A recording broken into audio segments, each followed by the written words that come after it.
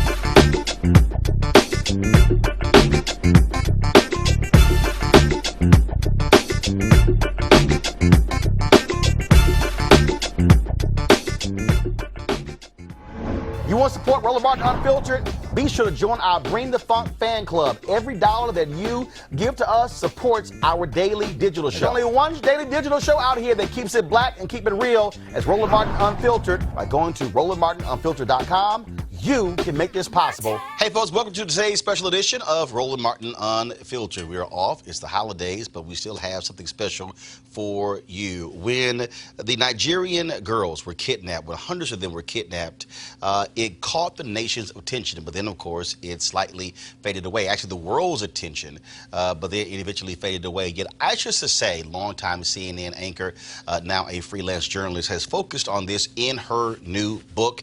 It is called, boom, you get it right there, Beneath the Tamarind Tree.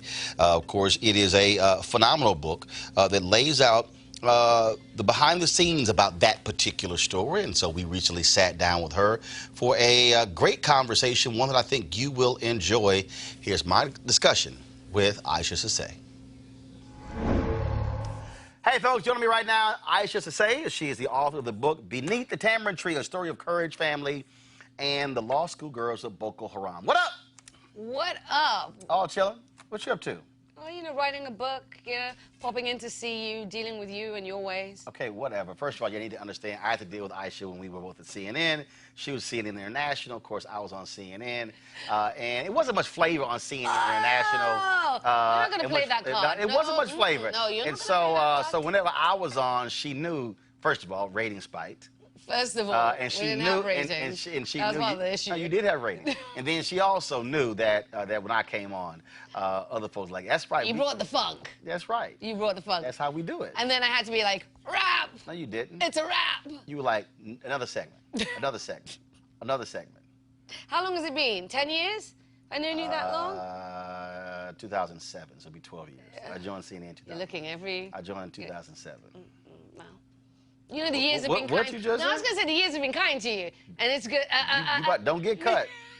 Don't get cut. 'Cause I can cut this interview. See? Uh-huh. Are you really going to power trip? Let's talk about my book. I can do that. Oh, God. What does that say? Matter of fact, just read the shirt. See, I wore the shirt today. This is the first time I've worn the shirt, just to remind you.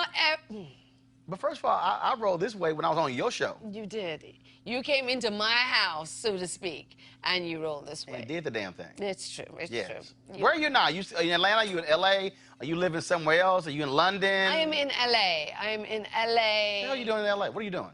So I finished the book. My plan is to turn this into a film. a film or limited TV series, because I believe the world needs to have as many access points to the story as possible. Plus, you know, it's made for a dramatic telling on screen. Also, I might be joining you in this kind of digital space soon. Really? Really, I might be. And also working on a scripted series. Cool. So yeah, Sound like a little busy. You know, and I also have a charity. I have a charity, an NGO working in West Africa and Sierra Leone, where I'm originally from, with hundreds of girls, almost 600 girls, leadership development. Born there? Born in London. Born in London. But spent my formative years in Sierra Leone. That's where your people from. That's where my people are from. Right, that's how we normally say, not where you're from. Where your people from? My people are from Sierra Leone, West Africa, and, you know, again, part of why I want to write the story is because my people are from a part of the world that's incredibly poor, incredibly neglected, and it was education that led to me sitting talking to you. When we talk about what happened with, I remember this story vividly because, like most stories that come out of the continent of Africa, it's not like other media, especially Western media, really gives a damn. You will have coverage from the BBC and others, but frankly, the United States, I mean, it has to rise to a certain level for it to finally get some attention in the United States. And it did after a long period of time. Yeah, I mean, to be fair, this story was a complicated one because where it happened was so remote in Nigeria, corner of northeastern Nigeria, and to be honest, even the Nigerian government really did its best. You know, the government at the time, the president was Goodluck Jonathan, to kind of keep it tamped down. So there was effectively an information blackout. So it took a minute. It took a couple of weeks before it really kind of broke through that nothing was as it seemed. And then, of course, even though Nigerians were leading the rally on the ground to ask for more information, it's when celebrities in the West picked it up that it became an international. But you also have members of Congress, folks like Congresswoman Sheila Jackson Lee, Frederica Wilson, and others who continue to speak to the issue. Absolutely, and they've got to, because there are 112 girls missing. So this story 112 isn't over. still missing. Still missing. But what was the total number of girls that they kidnapped? So the night itself, when they gathered them all up and put them in vehicles and made them walk into the forest, they took 276 girls. Gotcha. 219 disappeared because 57 of that number escaped in the hours afterwards. But it was really 219 that disappeared for years, basically. And of that 219, only 107 are back. So over 100 girls are still missing. And my thing is, Roland. And how long has it been? 5+ years. Wow. April 14th, 2014 is when it happened. And the thing is, you know, and I say this, and this is not to take away from the pain of any family that's lost a child, but, you know, there's still a spotlight on JonBenet Ramsey, that little girl who was found murdered, you know, 2 decades ago. There's still a spotlight on Natalie Holloway, the girl who got, you know, who went missing in Aruba, and Madeleine McCann, the little toddler. When it's... operative here, white women, white girls. Listen, and when you see it happen over and over again, and listen, I don't begrudge the attention their families got, not at all. It's horrific to lose your child. But these children matter as well. And the fact that it's been 5+ years and nobody even brings it up, there's almost a kind of, oh, it's Africa, bad things happen in Africa all the time, so. Yeah, but also, but it's not even just Africa, because the reality is, if you're a black woman in the United States, I mean, the only way it rises to that level, it has to take protest. It's weeks later when we all know the immediate, Can we talk about R. Kelly? The first 48, 72 hours Can we talk are the most. But not even R. Kelly. I'm just talking about. Yeah, but R. Kelly's perhaps the closest to this in the sense that this was something that happened, and years upon years upon years, everybody knew. No. I'm talking about right now. I'm talking about. I've had the Black and Missing Foundation folks on. Absolutely. And black women, when they come up missing, and I call folks out. When I was at the Fort Worth Star-Telegram, my second job in the industry, when I was at CNN, I'm like, because here's the reality. When a white girl comes up missing or is murdered, our industry are made up of largely white men. And if the executives are not white men, they're white women. And so when it happens, they see their daughters, their nieces, their cousins, their aunts, their sisters. Yeah, absolutely. Real when talk, it's us, I don't know them. Well, I mean, this comes back again to representation, why we have to be at the table. This is why we have to be at the table. We have to be in these organizations. We have to be across the board. In leadership positions. In leadership positions. Because until that happens, until we are in control of telling our own stories, which is why I'm writing this book, then you get a story which affects, you know, or at the heart of it is a person of color, and it only rises to attention for a minute. Did you have issues trying to keep the spotlight on these girls when you were at CNN International? You know, I think that the interest when it sparked, CNN led the way. We led the way. We dragged the world's attention to this. You know, I'm proud of the work I did with my colleagues. We won a Peabody for it. CNN was committed to the story. I think where I became disheartened was when the 21 came out, and I write about this in the book. When the 21 came out, it was October 13th, 2016. We were now 2 years after. 2 years after, just almost 2.5 years after. We're creeping up to the presidential election between, you know, Hillary and Trump, and there was just barely any interest. I got on the plane. They did let me go, but I remember thinking when I'd met them, I was the first journalist to get even remotely close to them, and there just wasn't any interest in exploring it. It was just minimal interest, and you kind of just realize that it just, you know, when it was the tragedy, when it was, as you say, the level of when it was something so awful, the girls were missing and we could talk about their abduction, there was an interest. But when there was almost like a good news story almost, it's almost like they didn't feel it. Okay, which dovetails with this whole notion that, yes, when it's misery, exactly, when it's pain, when it's exactly, agony, oh, but the spotlight. Yes. But frankly, yes. some folks would say here, when it's positive news, then it's not interesting. Yeah. So in essence, what media loves, what mainstream media loves, they love black pathology. They're more readily drawn to it. They're more readily drawn to the theater of it. And that was more ready to get eyeballs and to have people committed to it. I mean, you know, I talked about this, and you know, the one thing I'll say about CNN, you know, I criticized the Ebola coverage, you know, that came out of Western organizations, you know, at its height in you know, 2013, 2014, 2015, because there was no interest in that story, despite the fact that thousands were dying across the continent until those 2 American medics were affected in Liberia. And then when they showed Africans, it was at our worst, at our most just unable to contain whatever was in our bodies, whether we were half clothed, whether we had been stripped of our dignity, and those pictures were put on the air. And that, you know, and I said openly, and you know what? CNN said, it came out over social media that I'd, you know, criticized the coverage, and they put me on the air to say it, and to say, like, you know, we should care about the humanity of the people on that continent.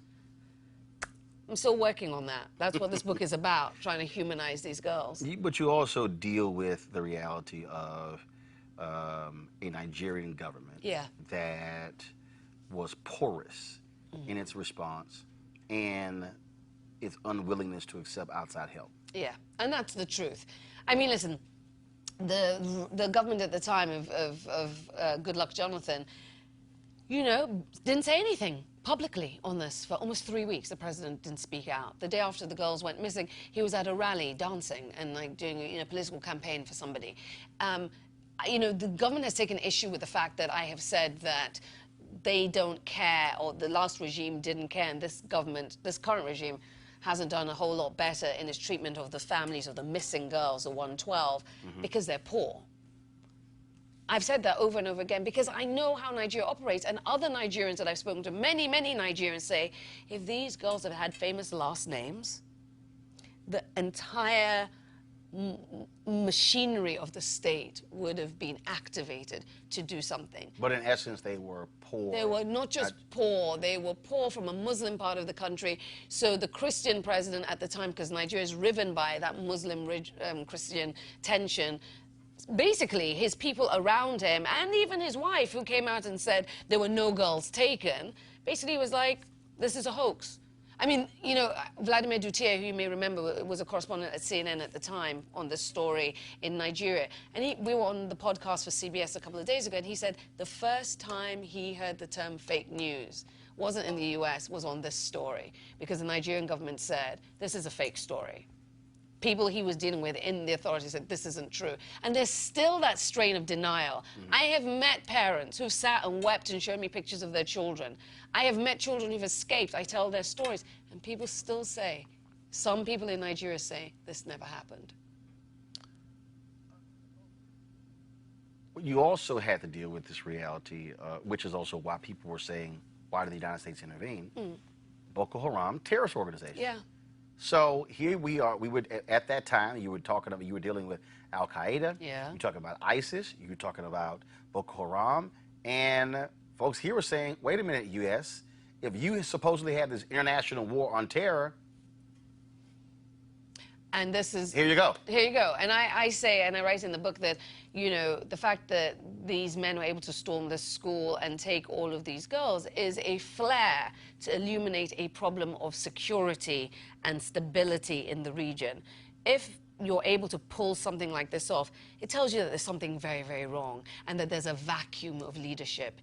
In vacuums, in spaces like this, where you're dealing with terrorist elements in and around, they tend to take root.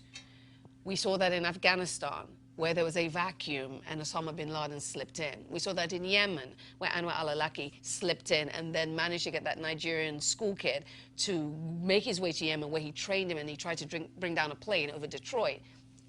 The US and people today should still pay attention to this story, because northeastern Nigeria isn't getting any more stable.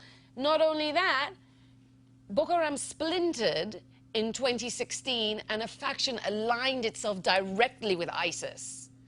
So now you have this African group aligned with ISIS. You have ISIS on the run from Iraq and Syria. They don't have a place to be. Where are they going to go?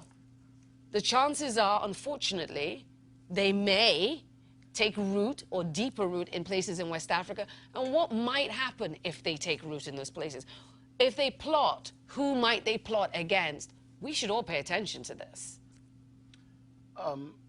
The other thing that I think is also important for folks to understand, the significance of Nigerian oil to the U.S. Nigeria is a major oil supplier. Not only that, it's a major trading partner worth billions between the U.S. and to the U.S. The U.S. is one of the largest exporters to Nigeria, sub-Saharan Africa. Not only that, Nigeria is the critical partner for the U.S. in its war against terror. So this didn't just happen to some, in some faraway land that we can roll our eyes and shrug and go back to sleep. We should pay attention. And, I say in the book, pay attention. If you don't want to pay attention because you think these girls' lives matter, pay attention for national security reasons.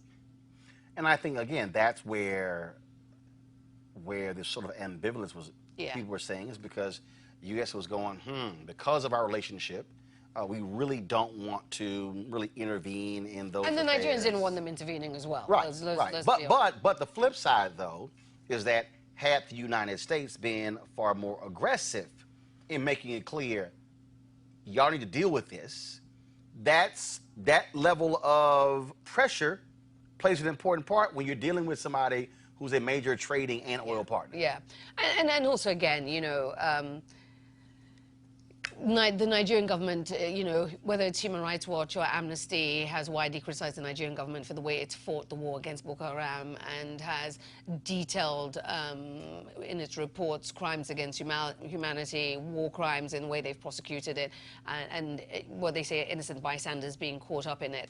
So, the U.S., was aware of what they were dealing with, and they understood, what was at stake. And I think they too quickly moved on. We're dealing with a situation where we are 24 years away in the United States of America becoming a nation majority people of color. We are looking at the reality of 7 of the 10 fastest growing world economies are African nations. That's right. And so you've had for decades, you've had this whole back and forth in terms of how we need to deal with coverage and what we focus on. What are you hearing and seeing from Africans in terms of what we should be doing? And what are you hearing from Americans, African Americans, saying what Africans should be doing? I think for Africans have a real disappointment, a continuing disappointment. A lot of Africans I speak to, with the way they're covered still in the West, they still feel that when Africa is covered, and and I think it's fair all too often across the media networks, media organizations in Africa, so in the US, in the West, it is still the stereotypes. It's still, again, poor, destitute, famine, white corruption, savior stories, right? White people coming in to save us, the ingenuity, the desire for betterment, the entrepreneurs, the women who are change makers, the inventions. It gets so much less coverage to all of that kind of theater of suffering. It is so more pronounced. And I think that's even if it gets covered now, because I will also say this, Africans make the point that Africa barely gets covered on networks like CNN now because it's all Trump. And it's not just CNN. As you know, it is all Trump everywhere. And that's one of my other criticisms about where we are, in this country. We kind of know what the Trump story is by now, right? You're either with him or you're not with him, Can he say I ain't with his ass, but go ahead. Well, I'm just saying. Y'all know where we stand. Ain't with him at all. No, I mean, anyway, let's not go down that rabbit hole. The point being, this incessant coverage of him to the exclusion of everything else, I think Africans feel in particular, especially because a lot of the nascent media houses on the continent themselves are weak, aren't as strong, don't have the resources to give the kind of coverage they'd like to see. But you do have, though,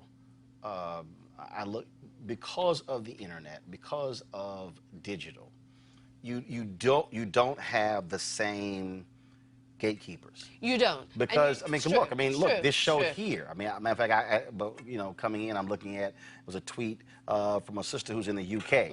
I was in the Bahamas, and folks were quoting stories that we did. Digital is changing the landscape. And there are people who are in African nations who also watch. Yeah. And so, and granted, first of all, again, I make this point all the time that when we talk about Africa, we're talking about a continent. We're not talking about a country. No, please don't. And so, that's not lose my mind. No, but it always happens. So, what African countries do you think have the strongest are doing a good job with storytelling and using digital to be able to project what is happening to other parts of the world, so you can be aware? And where would you suggest folks who are watching go to look at coverage to know what's happening in those countries? Well, I think that when you look at countries like Ghana, which are doing tremendous things, if you look at Ghana, if you look at even Kenya, if you look at South Africa, if you look at Rwanda, those markets are growing and they're increasingly robust, and their media houses are growing. But they are still problematic. And Nigeria, which has a plethora of papers and organizations, they are beset by some local problems, but there is more money being pumped into them, right, and they are shining a light on their own stories that they feel need to be told and shipping them out, because they also have a large diaspora out there beyond those borders of the countries. So they are doing something. And then on the other side, folks like Quartz Africa are doing a really good job. Say it again. Quartz have their own Africa platform. They're doing it. And I think it's growing. And again, there are no boundaries now, because people can watch you, people can tune in and see all sorts of podcasts. But I think that there is still, I will say this, for all of the digital disruption, there's still a lot of people who still kind of see BBC, CNN, Al Jazeera as kind of blue chip. Colonialism. No, but the other so they still look to them first. Right. Well, but look, that's no different here. And so, exactly. And I think I think first of all, one of the things that I try to walk people through here, when people talk about why hasn't this changed, what's going on with African Americans, I say, well, first of all, you look at 400 years being in this country, and then if you talk about 243 years of slavery, then 92 years of Jim Crow, and grant you had the first black newspaper in March of 1827, then of course you had the Chicago Defender in 1905, and so many others. I said the reality is you're only talking, and I use 1970 as the marker, which is a year and a half after King gets assassinated. You're only talking about 49 years.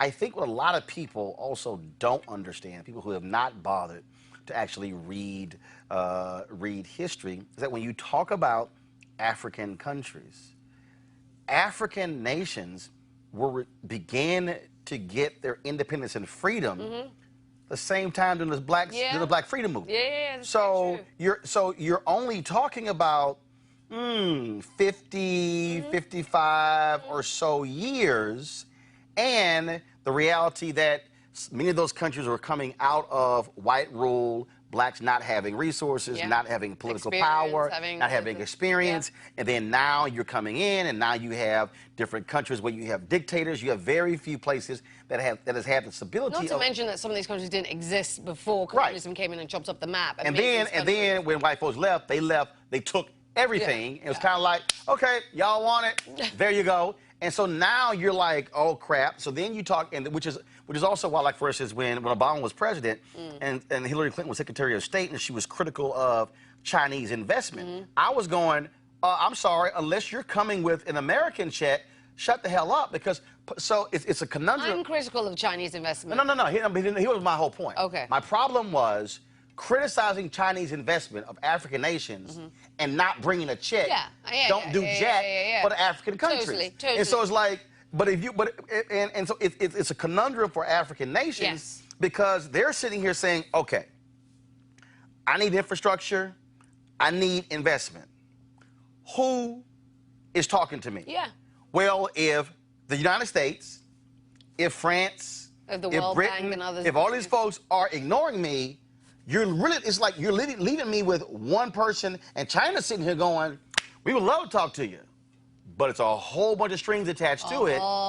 You know, I mean, literally, I just came from the Bahamas, and that's a big resort there. When I was there 5 years ago, it was being built. And so we were driving around, and I'm seeing all these signs in Chinese. I'm like, yo. I said, we're in the Bahamas. I said, so explain to me. They said, oh, well, what happened was the guy who was building this resort, the money came from a Chinese bank. The Chinese said, oh, if we're going to put the money up, you got to use Chinese workers. They wanted to bring in 3,000 Chinese workers. The Bahamian government says, no, y'all can't do that. So they capped them at around 1,500. But they said, oh, you can't bring all 1,500 in at one time. So it was like groups of 300 and 400 and 500 they had to bring in. But also part of the problem is that there were no Bahamian, how many Bahamian companies that could actually build the kind of resort? And so you take that, so now when you go to the motherland, it's sort of the same thing. And so it's this whole... lots of Chinese signs in countries on the continent and you find yourself thinking, same thing, there's that whole kind of, where am I? Like, there's a complete shock. Plus, the other thing is they come in, they flood the market with their workers that they bring in. They treat the locals. I'm from Sierra Leone, as I mentioned. We have a ton of Chinese people in there that have come in and are, I mean, like you said, the strings that are attached. The abusive practices, the environmental degradation that comes with some of the things that they're doing, will make your blood boil. But the problem for the African nations is, I need investment. And I'm left with no choice but to take a bad deal in place of no deal. Absolutely. I mean, and that is the reality that, you know, a lot of governments are facing. Our government in Sierra Leone is no different in terms of the conversations they're having with the Chinese, and they're everywhere, you know. Do you believe Africans want to do business and have better relationships with African Americans? That's a really interesting question that I've been, you know, the relationship between Africans and African Americans is one that I think about. And again, for people to and I need people who are watching to understand, it's hard to even ask that question because, again, Africa is a continent. There are countries where you have long-standing relationships.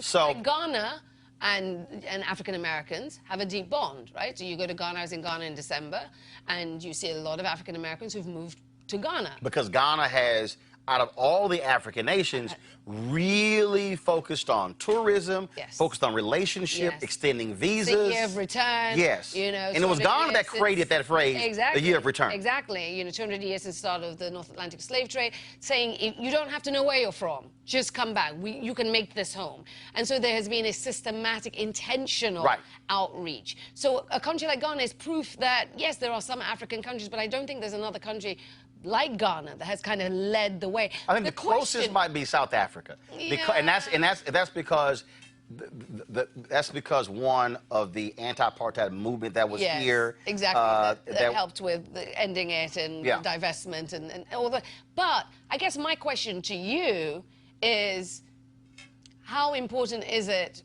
to African Americans to have a good relationship with Africans? I mean, because it cuts both ways. Right. No, but I asked the question because I think I use the phrase, when you don't know, you don't know. And the reality is slavery severed those ties.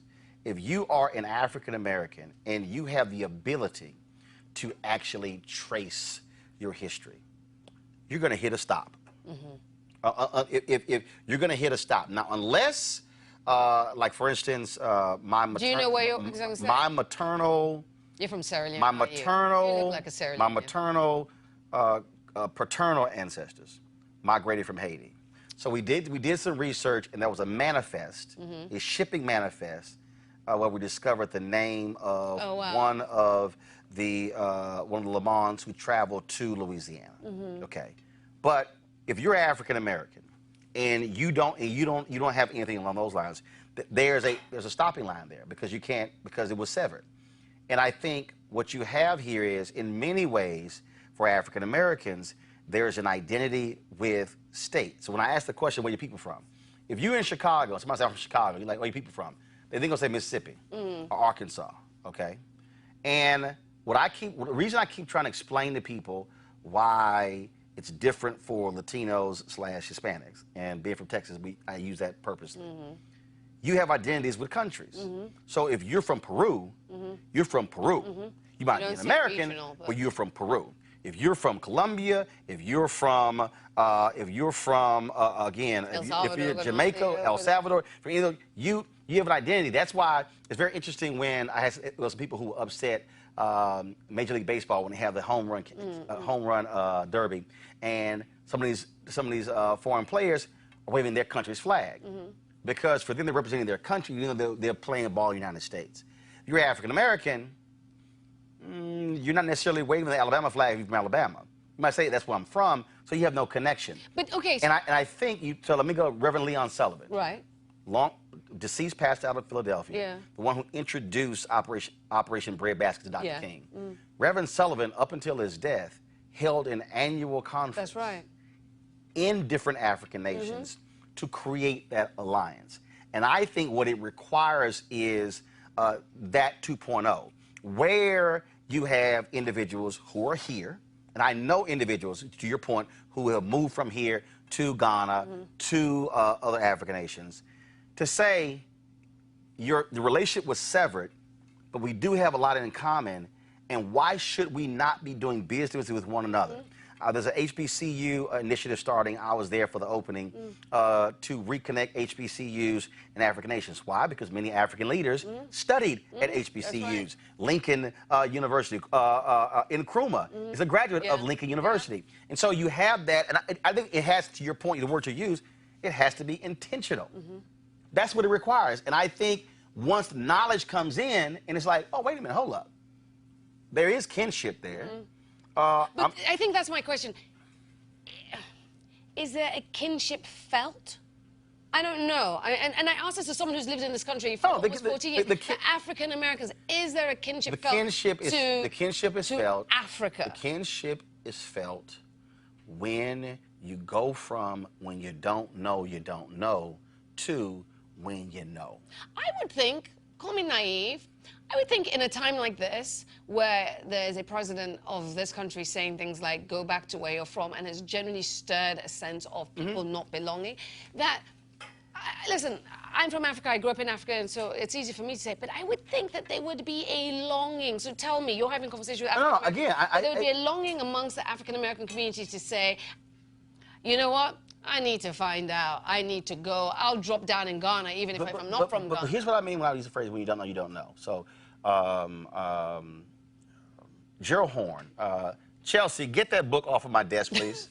That's what I do. Chelsea. Chelsea. Sorry, Chelsea. Gerald Horn wrote a book. And get the Gerald Horn book off of my desk, please. I want to show it. Gerald Horn wrote a book called Claude Burnett and the Associated Negro Press and the Jim Crow Paradox. Now, until reading the book, I'd never heard of Claude Burnett. I run 3 black newspapers. Yeah, and I don't know. So Claude Burnett actually took information, and he had different people who were writing stuff, and he took black newspapers' information and supplied it to African newspapers, and took information that was happening on the continent and supplied to black newspapers. And so for 50+ years, he would send this packet out of material, and even some mainstream papers were looking at all of this different material. And he had these dispatches from all these different countries, and so you had all these black newspapers where we couldn't get our news from anywhere else, reading about what was happening in these countries. I remember I was at it was a restaurant in Chicago when I ran Chicago Defender.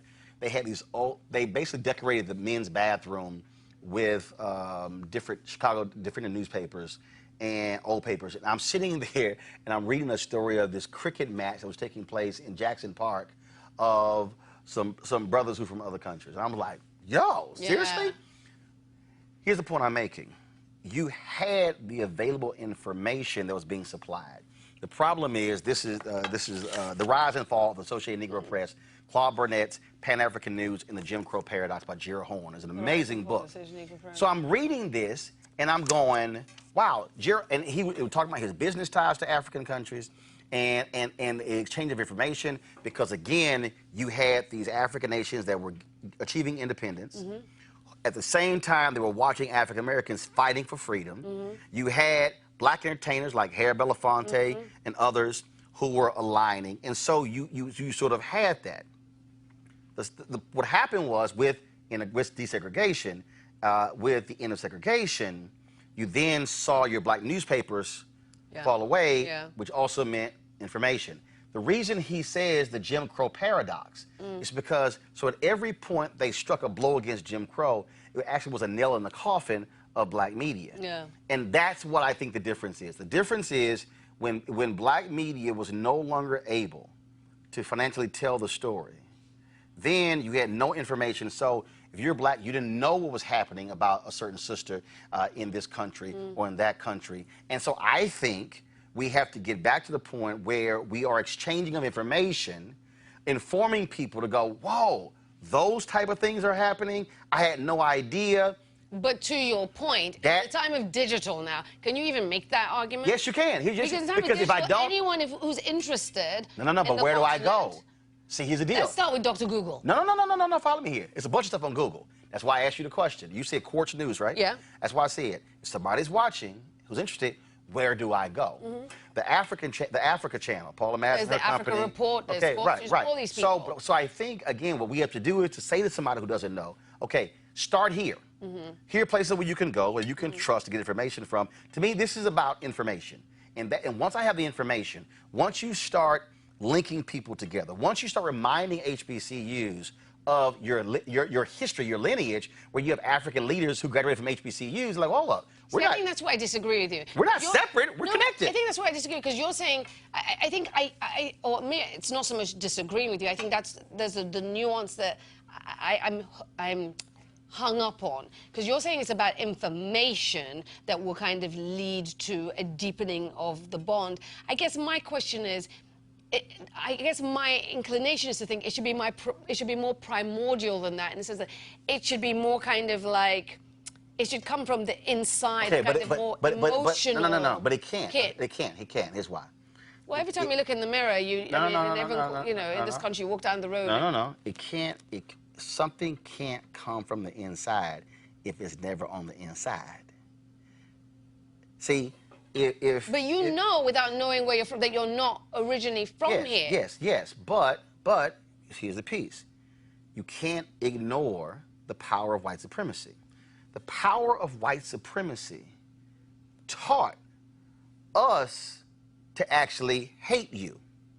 Yeah. Colonialism taught you to hate us. I don't think that's true. Well, hold up. I've had this debate with different people. Yeah, because I'm always having this debate. And so what happens is, what we have to do, this is where I talk a lot on this show about a reprogramming. There has to be a reprogramming.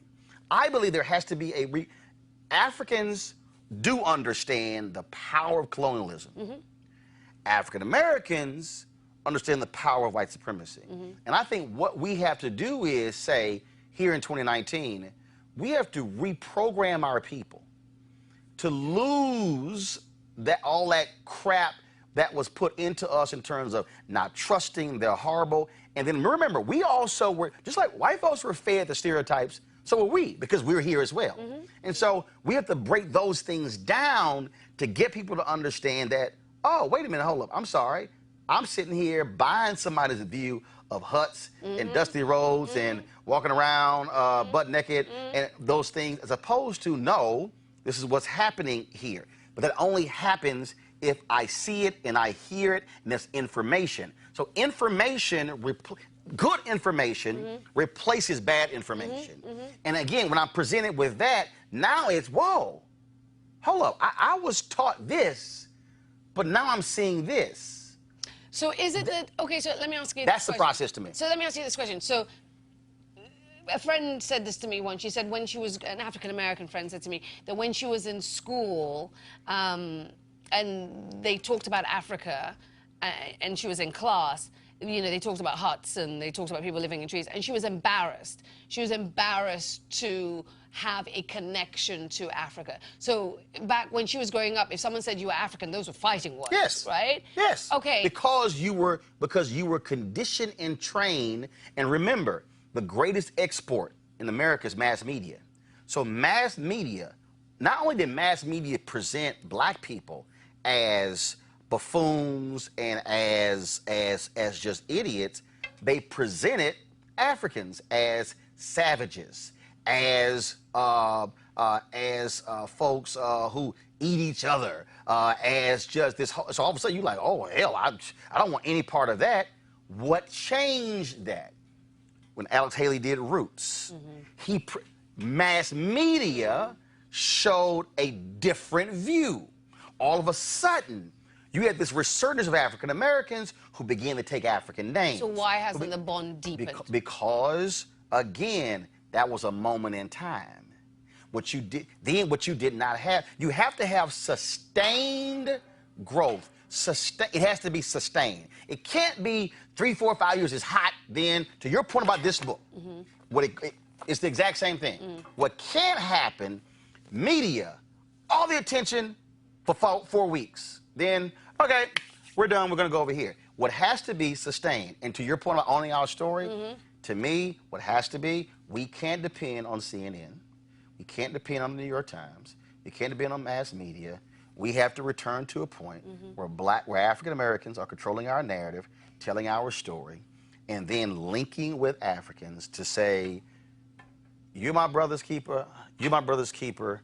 Let's provide the information to reprogram our people, break down those stereotypes, and then create a new state of mind to now see in Africa in a different way. And I agree with all of that. All I would say is I don't want to underplay the part of agency, an individual agency, individual interest, individual desire. But I can't, but I understand your point, but I can't. That's all I'm saying. But here's the piece, though. And here's where I would disagree with you, or where I will push back on that. The only way I'm going to know about this book if it was presented to me in a way that I understand. So if I'm depending, so how long have we not gone this conversation? Give me the time. So we've been talking 40 minutes. I can guarantee you there's somebody that's going to watch this interview and they're going to say, I remember that story. Yeah. What happened there? But okay, it just fell off. I didn't know all of that. And that's not necessarily, well, that one person who goes out and buys the book. No, they'll buy the book. Okay, right. Yeah, buy the book. But what I'm trying to say is that we have to understand that an individual thing still requires someone else to bring something to the fore. I can't go get something that I don't know exists. Like, I can't, if you told me, go find this, okay, what am I looking for? Just go find it. Okay. If I told my niece to go find something, she's like, Am I looking in the garage, the first floor, the second floor, the third floor, in the kitchen? Where am I going? I take your point. I got to narrow that thing down to say, girl, it's in the kitchen. Otherwise, hell, she in the doggone garage. I'm like, what you doing out here? Well, you told me just to go look for it. That's what I mean. Yeah. And so our media then is able to say, yo, here's a story. For me, the ability to be, that's why I'm asking the question, where should they go? Yeah. Where should somebody go? So it's like a starter kit. Yeah. If y'all want to learn about, so I would say Jeff Kaninga used to be at CNN. Yeah, that's if you're on Twitter, follow Jeff Kaninga. Okay, he's there in Kenya. Yeah. Media in outlet, Nigeria. you can follow him. There's A24. There's there are a bunch of places. That's my point. So what I'm saying is, if I don't even know where to look, I want to read, but I don't even know where to go. But if someone is saying, hey, here's where you start, and then now the interest is sparked. Now I'm into it. Now I'm reading into it. So for me, I went to Ghana in 2008. That was my only trip to the motherland. I'm likely going to be in South Africa in October. My readings of Malcolm X. People talk about Malcolm X when he went on his Mecca. Well, they didn't realize Malcolm X spent almost 5 months hitting multiple countries. That's right. When you read about Maya Angelou, when Shirley Hunter Galt moved to South Africa, her and her husband, after Mandela was freed, to open I think it was the NPR bureau there. And so what that particular book, reading the relationship with Claude Barnett, and then all these entertainers and the sending dispatches back, then now, for me now, it's like, yo, I don't only want to go to South Africa. I'm like, okay, what other countries can I go to? Again, what other media people can I align with? That, to me, begins to change because we open our mind to receive and have a broader view. Now I wish I could hear from your viewers to hear what they make of this conversation. You will when we run it. What I'm trying to figure out where they sit, who sits with you and who sits with me. Oh, trust me, more sit with me. No, I doubt that. I guarantee you that. Please. I guarantee you that. Whatever. You can bank on that. Whatever. I mean, you've always known more sit with me. That ain't nothing changed. It's gonna be cold on that side of the room sitting with you. Ain't gonna be that cold. It's gonna be that cold. Ice cold alpha, that's how it is. The book, Beneath the Tamarind Tree, a story of courage, family, the law school girls of Boko Haram. Aisha Sase, folks, take a look, zoom in. This is the book. Zoom in on the book. Zoom in on the book. There you go. Thank you. Zoom. Hey, this is my show, calm down. Oh, whatever, you need some Calm help. down. Zoom. Calm down, here we go. Thank So that's you. the book. Thank Be you sure, for this be sure to take a look at it. I tolerate her. Yeah, please. I tolerate her. Please. So, Friend. good seeing you, Scrub. You can't keep going around calling me Scrub. Bum. It's been fun. It's been real, Scrub. Scrub. Holla!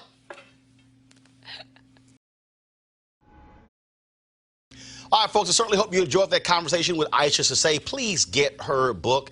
It's a phenomenal book, and I certainly believe that you will enjoy it and get it for a friend as well. Also, this is the kind of conversation that we have here, right here on Roland Martin Unfiltered, the only place to have this kind of conversation. So we want you to support us in what we do. Please join our Bring the Funk fan club. Every dollar you give goes to support this show, making these type of conversations possible. So please go to Roland Martin Unfiltered and .com, RolandMartinUnfiltered.com, and please, you can use the Square, Cash App, or PayPal to join our Bring the Funk fan club. All right, folks, I shall see you guys tomorrow. Be sure to have a great day. Hey, fam, I want you to like, share, and subscribe to our YouTube channel, youtube.com/Roland S. Martin. And don't forget to turn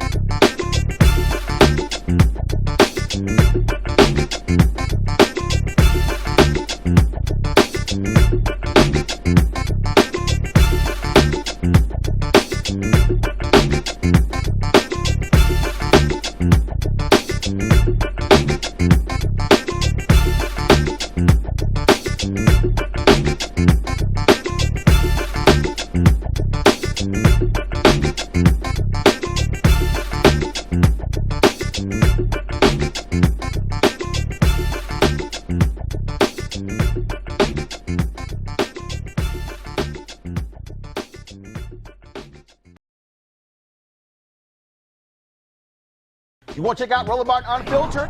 YouTube.com/Roland S. Martin. And subscribe to our YouTube channel. There's only one daily digital show out here that keeps it black and keep it real. It's Roland Martin Unfiltered. See that name right there? Roland Martin Unfiltered. Like, share, and subscribe to our YouTube channel. That's YouTube.com/Roland S. Martin. And don't forget to turn on your notifications so when we go live, you'll know it. Hey everybody, this is Sherry Shepherd. You're watching Roland Martin Unfiltered, and while he's doing Unfiltered, I'm practicing the wobble. Yes, I am. Because Roland Martin's the one, he will do it backwards, he will do it on the side. He messes everybody up when he gets into the wobble, because he doesn't know how to do it, so he does it backwards. And it just messes me up every single time. So, I'm working on it. I got it. You got Roland Martin. Hi, my name is LaToya Luckett, and you're watching Roland Martin Unfiltered. What's going on, everybody? It's your boy Mac Wiles, and you are watching Roland Martin Unfiltered. What's up, y'all? It's Ryan Destiny, and you're watching Roland Martin Unfiltered. What up, Lana Well, and you are watching Roland Martin Unfiltered.